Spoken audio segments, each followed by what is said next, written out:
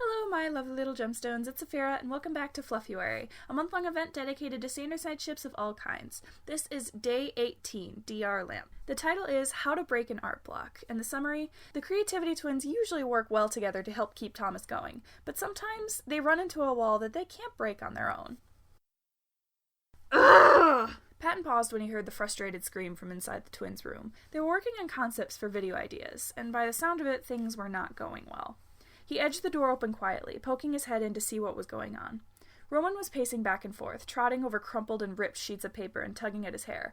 Remus was sitting across from him, chewing on his pencil and eating the pieces that chipped off. There were notebooks scattered all around, with various writing and coloring utensils on top of them. They didn't notice him, continuing to argue about whatever idea they'd most recently come up with. Their voices were full of frustration and venom, snapping at each other for the slightest things. Patton knew it was only a matter of time before it devolved into a full-on fight between the twins, and those took days or sometimes weeks to recover from. He backed away from the door, silently running down the hallway and descending the stairs to where the rest of his boyfriends were lounging in the living room. They looked up at him curiously. "Is something wrong, Patton?" Logan asked. "Art block," Patton simply said, and the other three exchanged glances. "I was wondering why I was feeling so weird." "They're stressing him out," Virgil told them, and they all stood up. Thankfully, while art block was painful for the twins, their boyfriends knew exactly what to do to make them feel better. "Roman?" The prince glanced up when he heard Logan's voice, halting his pacing and pasting a bright smile on his face, hiding his frustration at being interrupted. "What's up, Teach?" "Would you mind helping me with something for a moment?" I'm kind of in the middle of something, Logan," Roman mumbled. "It shouldn't take too long. I'm in need of your creative eye." The compliment was nice, and the fact that Logan was actually coming to him for something was a rare occurrence. "I guess I can take a short break." Then he looked down at Remus, wrinkling his nose in disgust at Remus's choice of snack. "You're disgusting."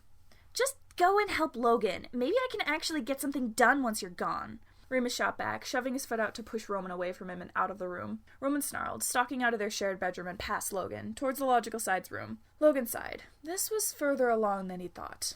"So what do you need, Teach? I'm working on important stuff right now, so I don't have a lot of extra time," Roman told him as they entered Logan's room, and he nodded sympathetically. "Of course, I know you're very busy, and I appreciate your help. I was going to undergo the task of clearing out Thomas's closet and rearranging everything, but I wanted to get your assistance to do so." Roman narrowed his eyes. "You can't do this by yourself?" Logan shrugged. "I certainly could. In fact, I can think of multiple schemes I could use to organize his closet and drawers. But I do not have the same sense of organization that you do, and you're the main side who helps Thomas dress himself in the morning." The prince groaned, dragging a hand down his face.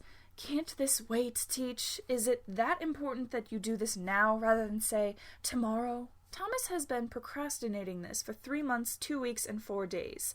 I can certainly do it by myself if you want me to. But if I do, you're not allowed to complain at how I do it." Roman pouted, knowing that if he left Logan to do it himself, he'd organize it in a way that would only make sense to him. With a heavy sigh, he agreed to help him, silently promising himself to move fast so he could get back to brainstorming for Thomas. He loved his nerd, but sometimes he had the worst timing in the world. Remus didn't end up spending much time by himself. It was only a couple minutes after Logan had called Roman away that he heard Patton shout his name from downstairs. "Remus, can you come help me?" The Duke was annoyed at being interrupted, but he wasn't mean enough to leave Patton hanging. He got up and ran to the top of the stairs, calling down to him.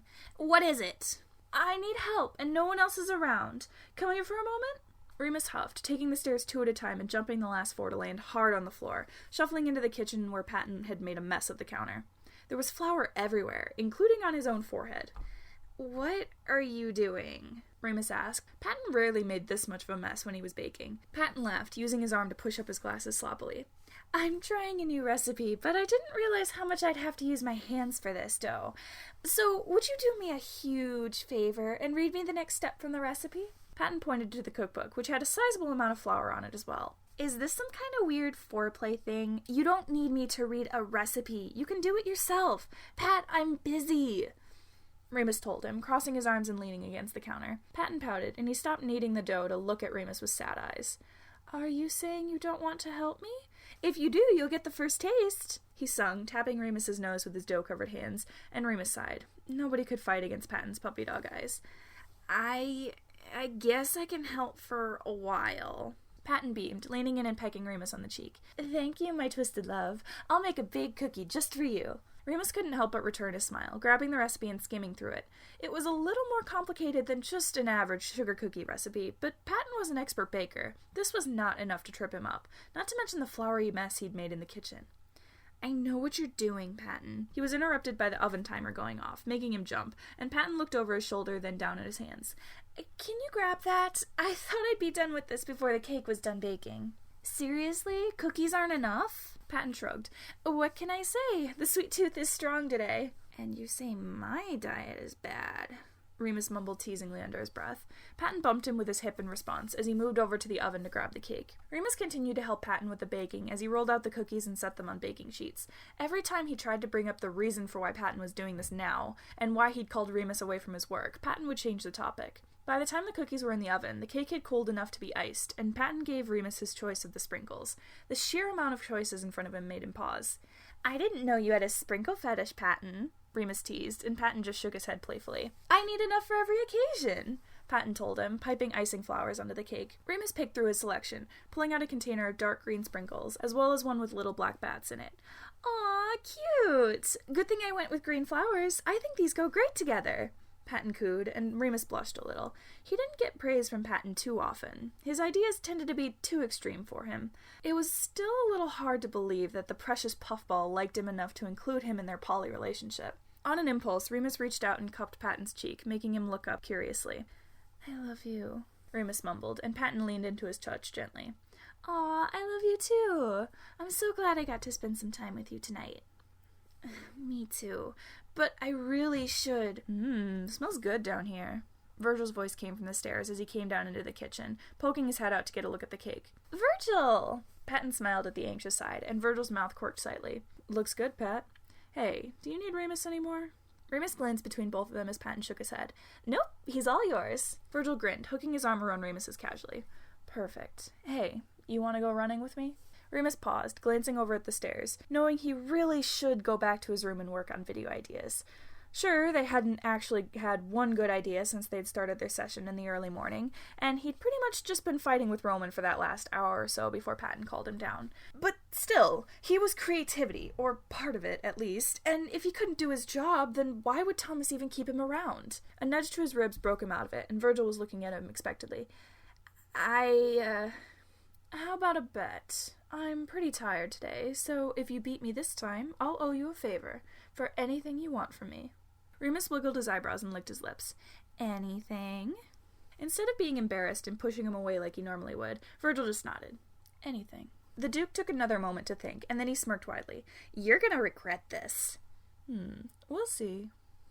Patton waved them off as they ascended the stairs, promising the biggest slice of cake to whoever won their contest. Virgil didn't often come to the imagination. It was too bright for him, and there was an energy in the air that usually just made him anxious. But there was one part that he liked, and that was because it had been created specifically for him, back when he was still considered a dark side. Remus had carved out a portion of his dark, creepy forest and transformed it into a running course for the two of them. The trees weren't as twisted, the wildlife more tame, and the path was uneven but mostly clear of tripping hazards. Virgil wasn't the biggest fan of exercise, but sometimes he just needed to run and run like there was no tomorrow, and this course was perfect for running and jumping. Remus loved when Virgil brought him to this place. He often came on his own to run, to expel some of his own excess energy when there was too many thoughts buzzing around in his head, but running with Virgil was a different experience altogether. Ready? Virgil asked, taking off his sweatshirt and tying it around his waist. Remus didn't try to hide how he was oogling him. He didn't show it off too often, but God, Virgil was hot. So ready. I can't wait to make you my bitch for a day. If you can run as fast as you can jump to conclusions, then maybe you've got a chance, Virgil teased, stretching his arms behind his back. If Remus didn't know any better, he'd say that Virgil was intentionally trying to rile him up. They both took off running, and Remus was immediately reminded just how fast Virgil really was. Almost instantly he was lagging behind, practically eating the dust his boyfriend was kicking up.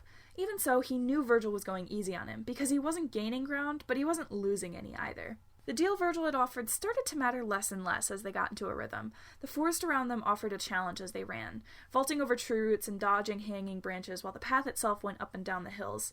His lungs and legs started to burn, but there was also joy bubbling in his chest, and he let out an excited laugh as he jumped over a fallen log in the path. Virgil glanced back at him with a small smile on his face as he whooped in delight. The wind rushing past his ears drowned everything else out. He forgot about his argument with Roman, he forgot about his frustration at his inability to come up with ideas, and he forgot about his insecurities about his role. He couldn't care about what Thomas would think about him when he felt so free. Remus didn't even care when he reached the end of the course and Virgil was already waiting for him. Instead, he kept his running momentum and tackled his boyfriend to the ground, cradling his head as he mashed their lips together messily.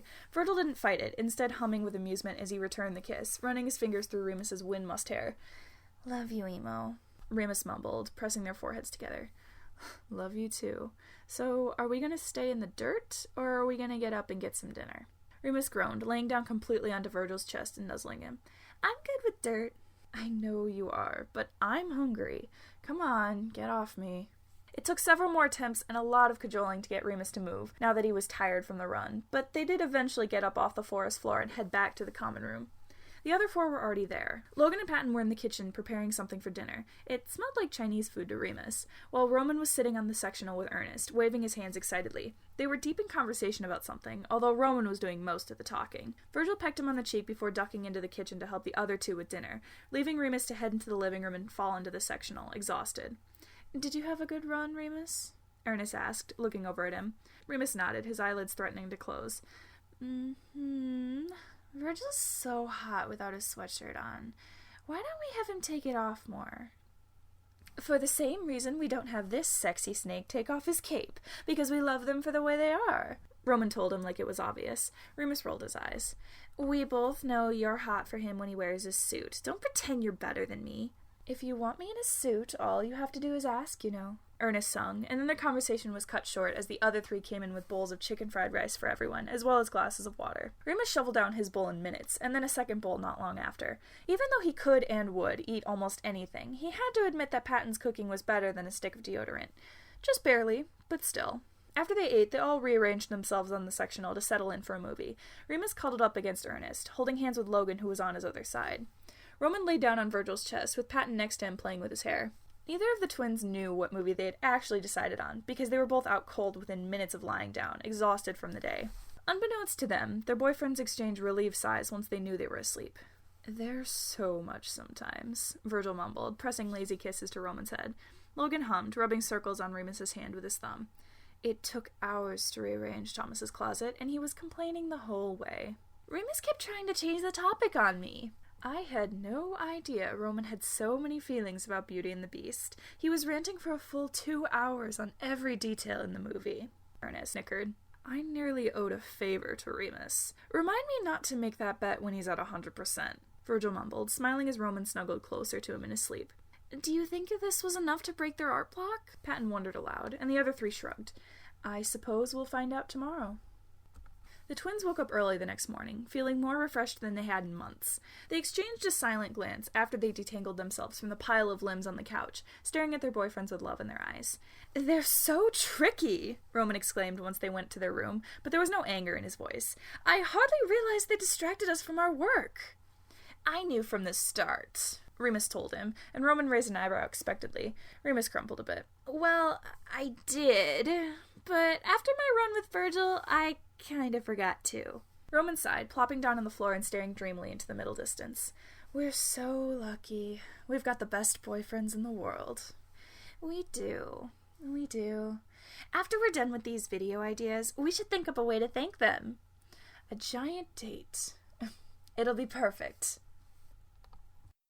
Thank you all so much for listening. Make sure to like, comment, and subscribe to make sure you don't miss the rest of this series. If you like my writing and you want to hear more, you can check out the other videos on my channel, or my AO3 link is in the description if you'd like to read them for yourself. See you next time!